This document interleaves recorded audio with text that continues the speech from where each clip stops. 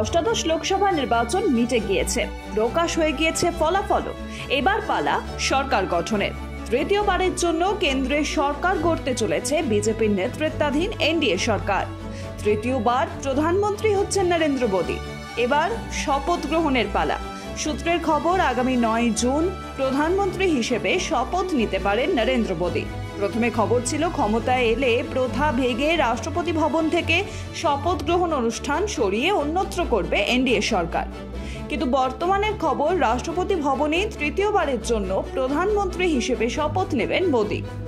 সূত্রের খবর, আগামী রবিবার 9 জুন সন্ধ্যেবেলা নাগাদ শপথ গ্রহণ করবেন নরেন্দ্র মোদী।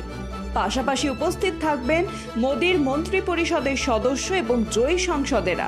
প্রথমে জানা গিয়েছিল রাষ্ট্রপতি ভবনে আনুষ্ঠানিক শপথ গ্রহণের পাশাপাশি বিজেপি প্রস্তুতি নিচ্ছে একটি রাজনৈতিক মেগা ইভেন্টেরও। এই মেগা ইভেন্টটি কর্তব্য পথ, ভারত মণ্ডপম বা তারকার যশোভূমি কনভেনশন সেন্টারের মতো কোনো একটি জায়গায় করার কথা ভাবছিল এনডিএ জোট।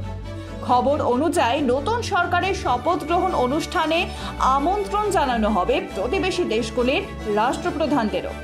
আমন্ত্রণ জানানো হবে নয়াদিল্লিতে অবস্থিত বিদেশি দূতাবাসের প্রতিনিধিদেরও। জানা গিয়েছে প্রধানমন্ত্রী মোদীর তৃতীয়বারের শপথ গ্রহণ অনুষ্ঠানে মোট 8 থেকে 10,000 অতিথি উপস্থিত থাকতে পারেন। সূত্রের খবর অনুযায়ী শ্রীলঙ্কা, বাংলাদেশ, ভুটান, নেপাল, মরিশাসের প্রতিনিধিরা উপস্থিত থাকতে পারেন এই শপথ গ্রহণ অনুষ্ঠানে। শ্রীলঙ্কার প্রেসিডেন্ট রনিল বিক্রমাসিংহের দফতরের সূত্রে জানানো হয়েছে যে শ্রীলঙ্কার প্রেসিডেন্টকে মোদীর শপথ গ্রহণ অনুষ্ঠানে আমন্ত্রণ জানানো হয়েছে। বিক্রমাসিংহ সেই আমন্ত্রণ গ্রহণও করেছেন।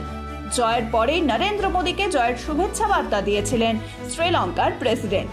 অন্যদিকে প্রধানমন্ত্রীর মোদীর সঙ্গে কথা হয়েছে বাংলাদেশের প্রধানমন্ত্রী শেখ হাসিনারও। সূত্রের খবর অনুযায়ী তাকেও শপথ গ্রহণ অনুষ্ঠানে আমন্ত্রণ জানানো হয়েছে।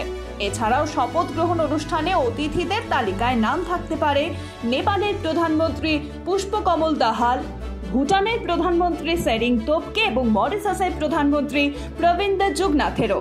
সূত্রের খবর অনুযায়ী বৃহস্পতিবারে আনুষ্ঠানিকভাবে সমস্ত রাষ্ট্রনেতাদের আমন্ত্রণ জানানো হবে। প্রসঙ্গত, 2014 সালে প্রথমবার ক্ষমতায় আসার সময় প্রধানমন্ত্রীর শপথ গ্রহণ অনুষ্ঠানে সার্কের সদস্য নেতাদের আমন্ত্রণ দেওয়া হয়েছিল।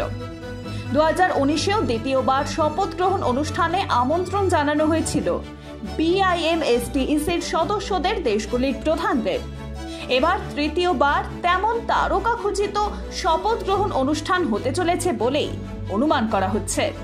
ব্যুরো রিপোর্ট, প্রেতাম বাংলা।